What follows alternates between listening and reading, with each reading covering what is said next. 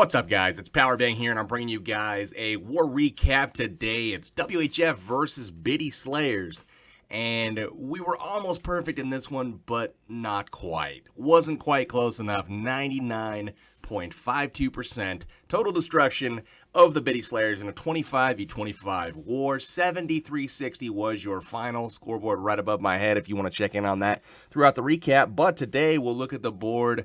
Lots of Town Hall 11s in this war, a lot of Town Hall 10s, but more 11s than 10s, to be honest with you. So we had our work cut out for us for sure, and our guys did a magnificent job clearing the top of the board here.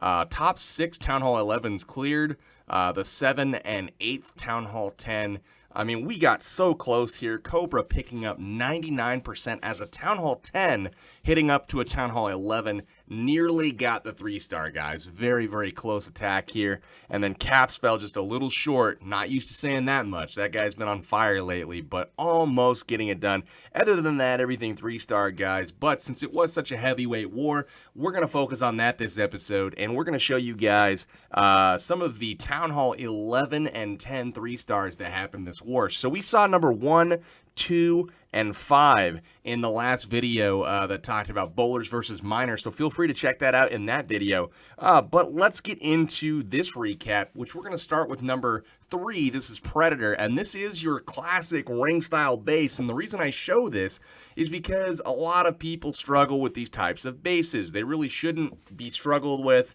and bowlers are a great way to go ahead and dispatch of them. So Predator's going to show us how to do exactly that. Just go straight into the base, and while you're coming at one of the sides of this base, you want to drop a rage spell to keep yourself healed up, making sure that that queen can go ahead and keep herself going. You see a second rage spell is actually brought down here. The goal being is to get over and take out that Eagle artillery at some point. It looks like he actually misses pathing over there for the meantime, but we should see here if he can get back over there. So, I mean, that was the goal.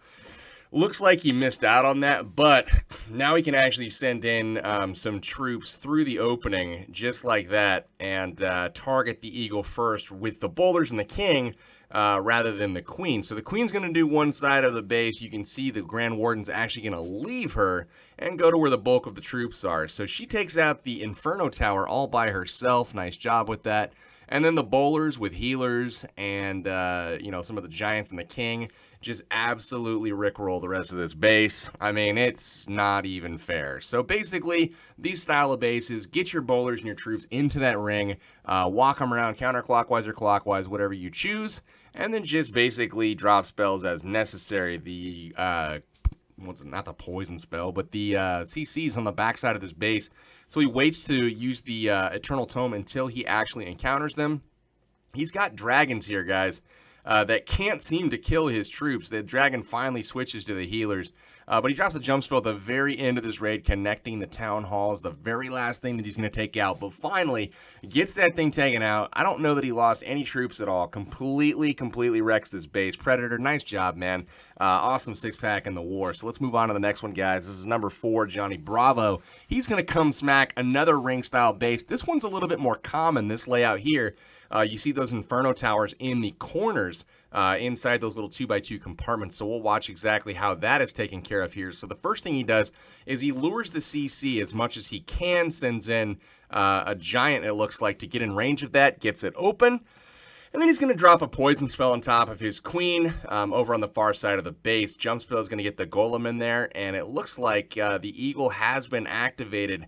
Pretty early Eagle activation because he did get both heroes on the field, healers, and now he's got the bowlers in as well. But check this out. He goes, again, straight at the Eagle, guys. It's going to be a common theme on these style of bases is to get rid of that Eagle that can reach out and touch you at any point of the base. You want to get rid of that very early on. So nice work with that. Johnny Bravo, and then his bowlers actually split. He makes sure to hit the Grand Warden ability before they do, but the whole right side is cleaned up. by the group that went right, but the healers stick on the group that went to the left. That's what you want to pay attention to.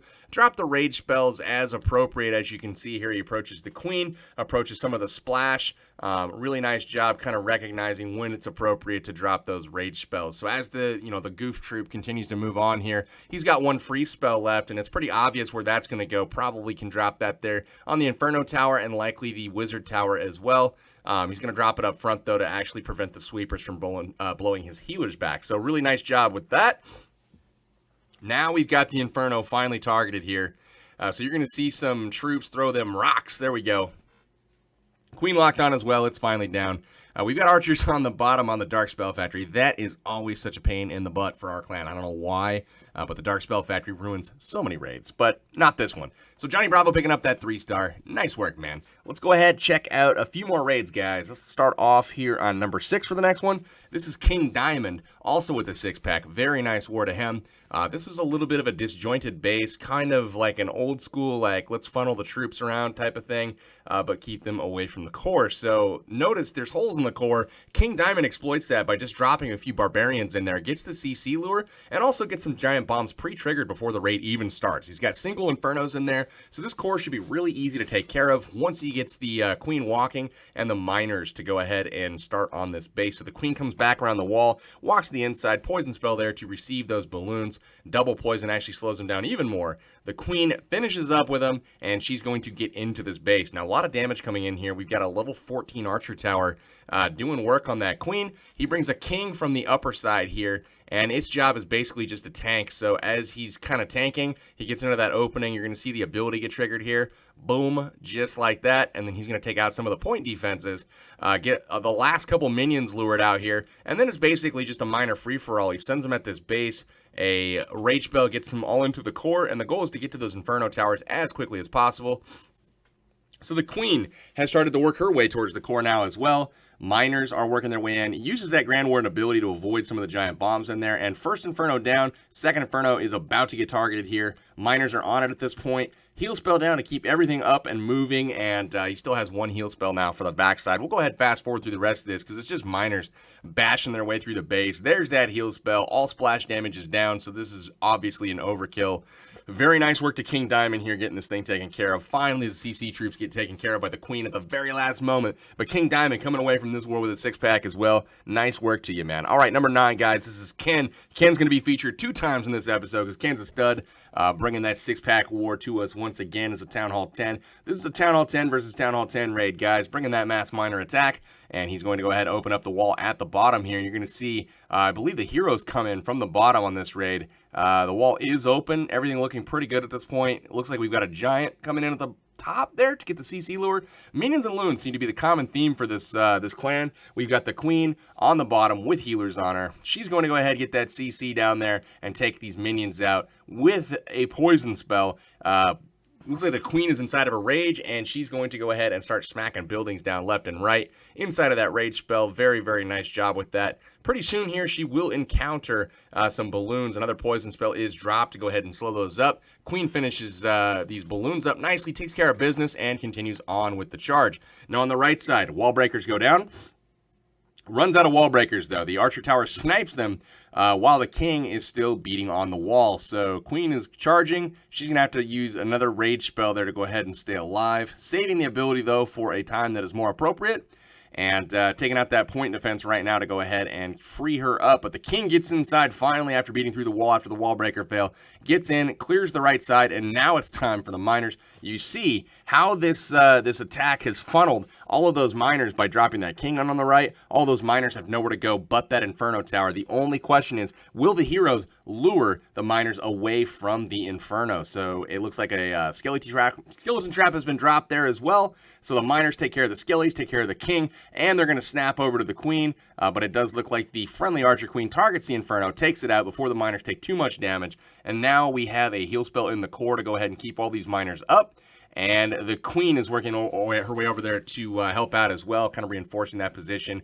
Skellies are down, Inferno Tower down, and at this point, it is just a matter of watching the cleanup. Another heal spell left in the bag. The miner's going to go ahead and get a heal up here up on top. There she blows. So really nice job splitting the heal on 2 different groups of miners as they split. Good job predicting that. Queen finishes up on the right.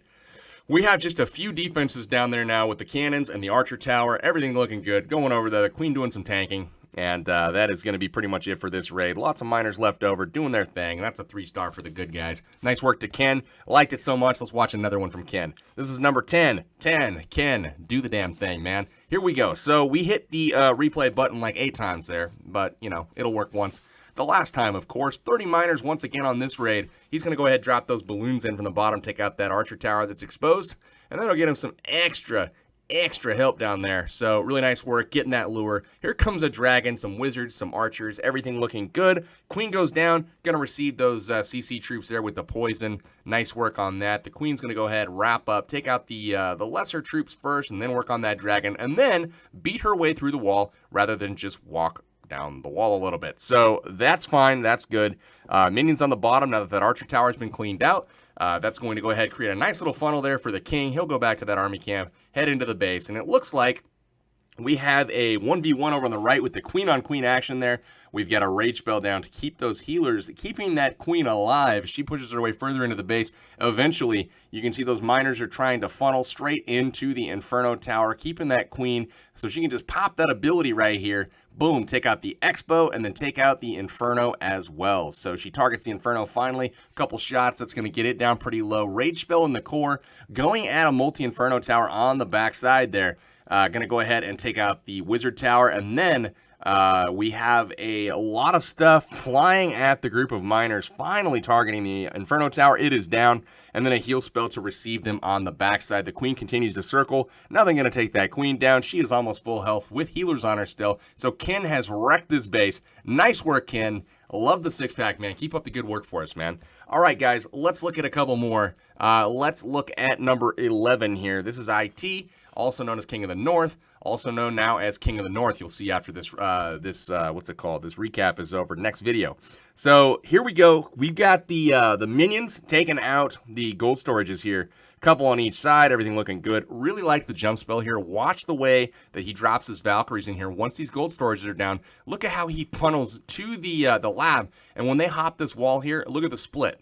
They head to each side and then through the core, split straight to the Inferno Towers. I mean, it really couldn't get any more perfect. They're going to snap to the heroes. They get the king. They're going to get all these skellies. Really nice work with that. And it's time for the hogs to come in from the left. Now, there's just 3 columns of troops there, or buildings there, to go ahead and have those hogs take out. Unfortunately, the queen does not die. She didn't hop the wall and die to the Valks like was expected.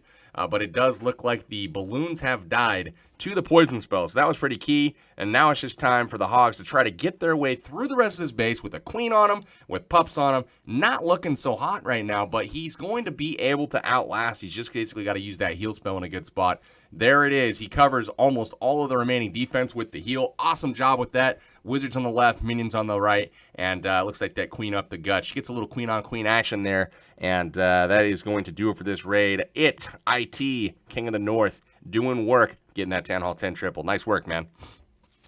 All right, guys, so last one of the day, we're going to show number 12. This is Aussietron taking on DZ here, and, you know, it's pretty standard style base here for Town Hall 10. Had some good ideas with this one with the Valkyries, so you're going to see straight up, we got the wall breakers coming from the left. We're doing a queen charge straight into this base. Waits on the healers until the queen starts to get access. She goes inside, and we got to take out those 2 air defenses before they become an issue to the healers. So there they go, down. And it looks like a rage spell is keeping that queen up with the healers, and then also allowing her to put out a lot of extra damage. So the CC troops come out, takes out the drag, takes out the loons. Gonna get this cannon taken out as well. Likely gonna go to the core now to the king, which that happens. And then here he comes from the top left, breaks in. Here come the Valkyries, everything looking pretty good. And they're actually gonna head to the left to go utilize that jump spell. They go around the corner. That does not always happen, but hey, I liked it. They take the open path, get to the builder huts like where they were targeting. And then a nice heal spell there to keep everything up. He gets a few Valkyries to go to the core, and that's enough to take out that Inferno Tower up top. And the Valkyries head into the right side of this compartment. And no more spells left, but the queen has a little bit of room to work here. The DPS is very low. The king still has not used his ability, so things are looking pretty good on that front. Here he is approaching that Inferno Tower, and it looks like he's going to go right after it, and he'll be able to go ahead pop that ability anytime now. Get those extra barbs on the field. There it is. Gets the Inferno Tower taken out. Going to work on all the defense in the core here, just like so. Queen collapses on the final Archer Tower. It is down. And of course, as always, last is the Dark Spell Factory. That is always the thorn on our side. Next update, Supercell needs to consider nerfing the Dark Spell Factory and its placement within each base. Anyways, guys, 7360 was your final. We go to the war details. Looks like 23 3-stars to 10 and 99.5% total destruction for WHF. Great word of the Biddy Slayers. You guys were great sports. Thank you for wishing us luck and, thanking us for the ass whooping. So that was literally what they said. Anyways, thank you, Biddy Slayers. You guys were awesome. Best of luck in the future, guys. But for now, this is Powerbang, and I'm signing out till next time, guys. Take care.